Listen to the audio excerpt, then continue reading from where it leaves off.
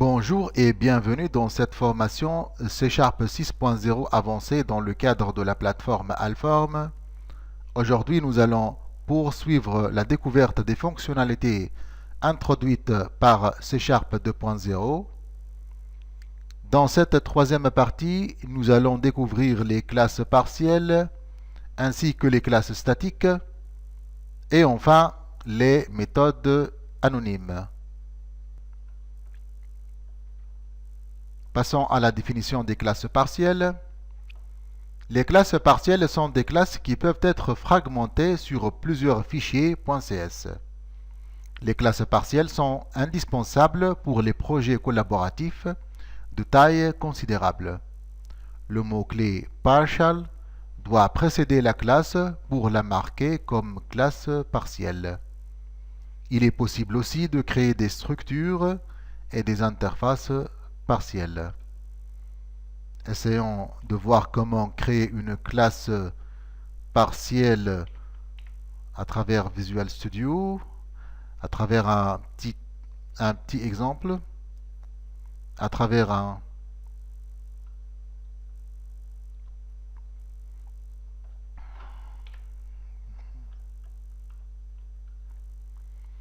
essayons de voir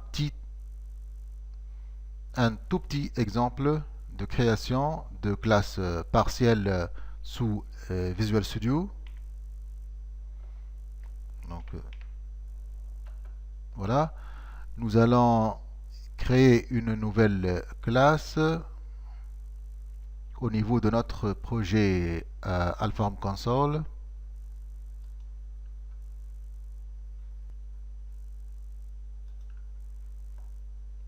Donc nous cliquons classe. Alors nous essayons de nommer cette classe, on va l'appeler partielle.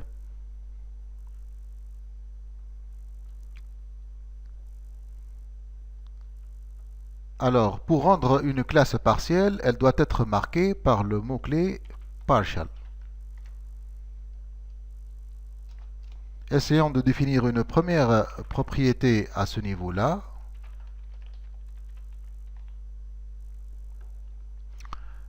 Ensuite, après la sauvegarde de notre classe, nous allons créer un deuxième fichier .cs qui s'intitule partiel2. Toujours au niveau du même projet. Donc, partiel2.cs. Bien évidemment, notre classe d'origine s'appelle partiel, donc il est possible de changer le nom de classe ici et la marquer par le mot partial.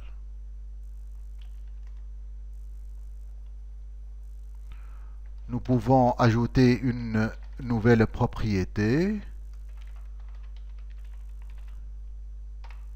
Propriété 2, ou encore propriété-2 pour faire la distinction entre les deux propriétés qui appartiennent à la classe partielle. Et maintenant, nous allons définir la classe ou définir une instance de la classe partielle ici. Au niveau du programme ou la méthode voidMain.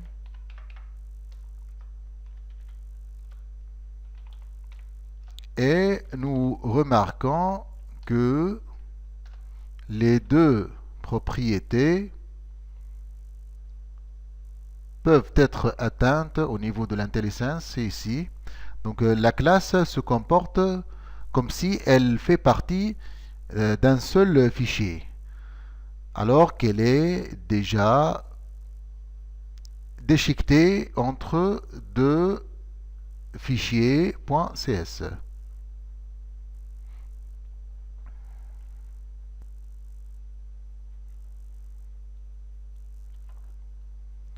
Passons à la définition des classes statiques. En fait, les classes statiques sont principalement des conteneurs logiques des méthodes statiques.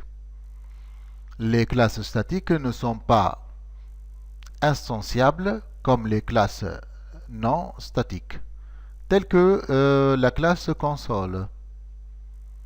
L'aspect bénéfique de ces classes, c'est qu'elles peuvent être partagées en différents niveaux du code sans le besoin de créer de nouvelles instances, ce qui facilite l'implémentation de certains patterns, tels que le pattern singleton ou singleton pattern. Passons à la définition des méthodes anonymes. Passons maintenant à la définition des méthodes anonymes. Une méthode anonyme est principalement considérée comme un bloc d'instructions qui peut être injecté en amont au niveau des arguments d'une autre méthode, ou encore elle peut être utilisée sur plusieurs plans, c'est-à-dire au niveau des, c'est-à-dire tels que les méthodes anonymes peuvent être utilisées dans d'autres cas, tels que les gestionnaires des événements, tels que les tâches lancées dans des threads séparés, et ainsi de suite. Donc l'usage des méthodes anonymes euh, est varié. Donc elles sont utiles sur plusieurs niveaux. Essayons de créer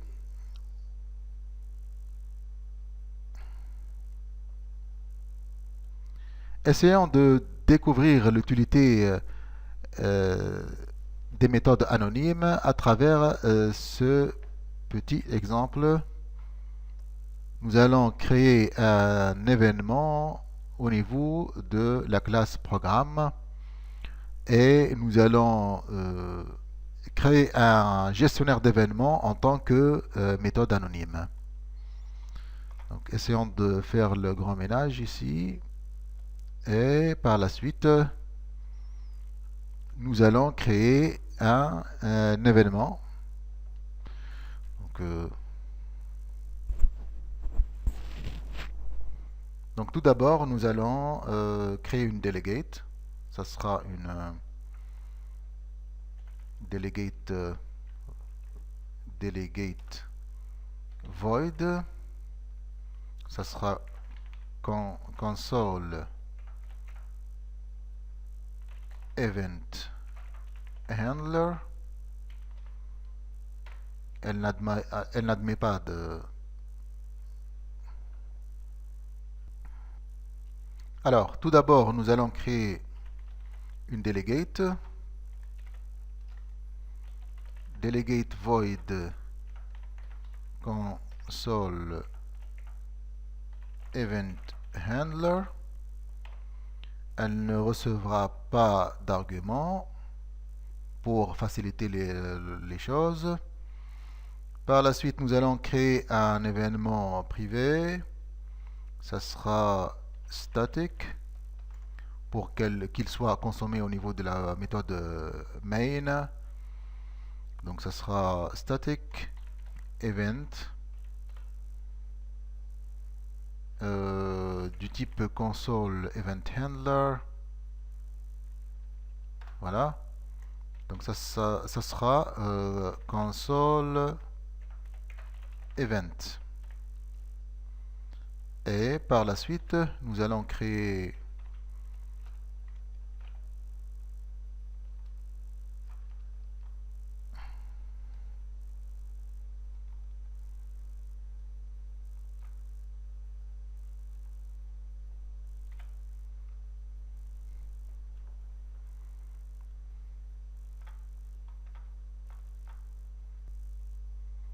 donc nous allons créer une classe.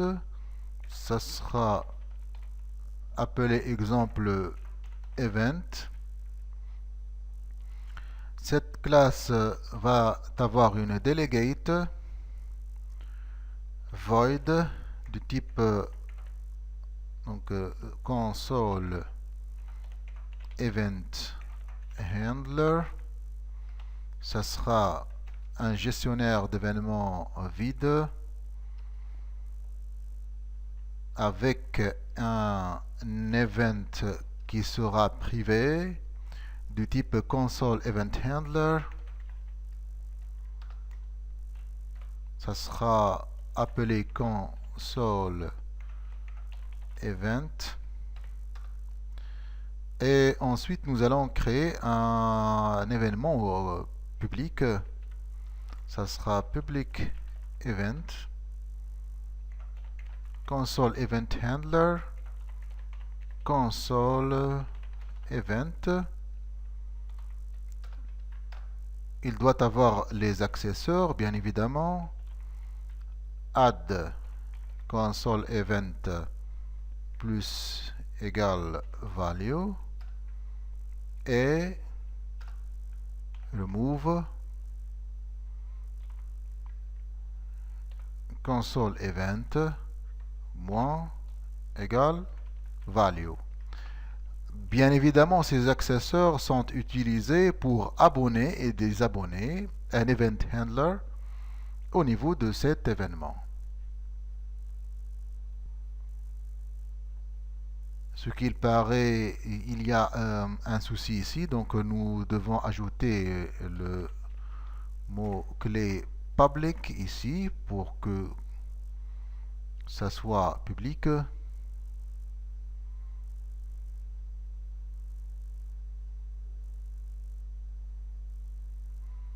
De même pour la delegate, voilà. Pour gérer notre événement ou pour lancer l'événement, nous allons créer une méthode protected void on console event fired.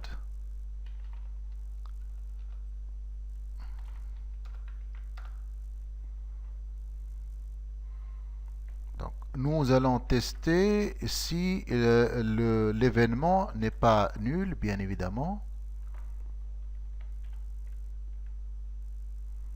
Différent de nul. Alors, lancer notre événement. Et nous allons ajouter cette méthode au niveau de l'accesseur, non pas remove, pardon, ça sera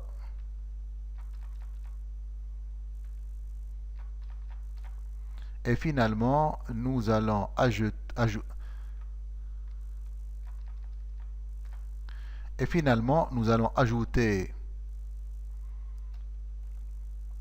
un appel à cette méthode protégée au niveau de l'accesseur add de l'événement. Alors, si on essaie de créer une instance de cette classe exemple event au niveau de la méthode void main.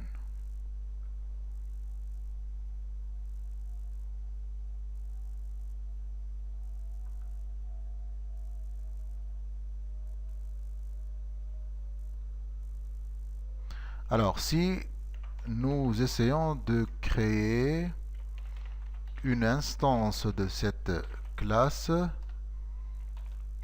au niveau du void main, ensuite, nous essayons de recevoir la valeur au niveau de la console, la valeur de la chaîne de caractères entrée par l'utilisateur au niveau de la console ici. Donc ça sera console WriteLine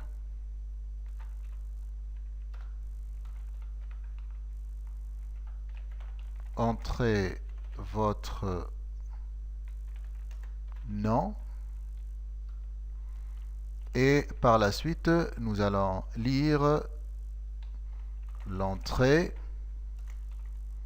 avec la méthode console readLine. Alors, si entrée égale Béchir, par exemple. Dans ce cas-là, nous allons lancer notre événement et nous allons abonner une méthode anonyme à ce niveau-là. Donc ça sera delegate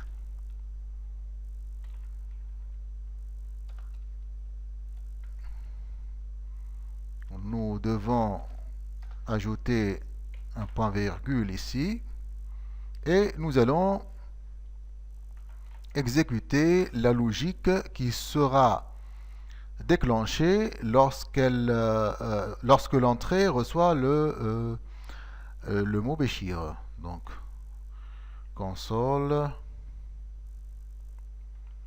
writeLine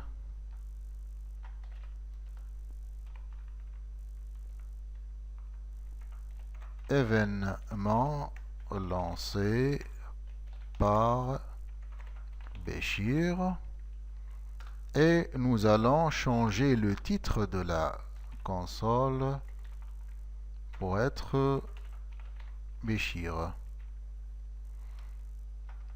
Donc l'événement sera lancé seulement si la valeur entrée est Béchir. Autrement, l'événement ne sera pas lancé. Donc si nous essayons de tester ce code, nous allons entrer notre nom et nous tapons entrée. Voilà, donc l'événement est lancé par Béchir et la console admet comme titre Béchir. Si par contre nous entrons à un autre nom, tel que Hamid, donc nous n'aurons rien et l'événement n'est pas lancé.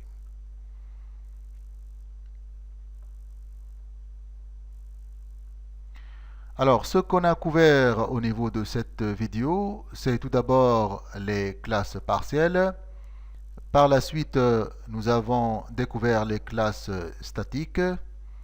Et finalement, nous avons vu un étude de cas d'utilisation des méthodes anonymes. Au revoir et aux prochaines vidéos.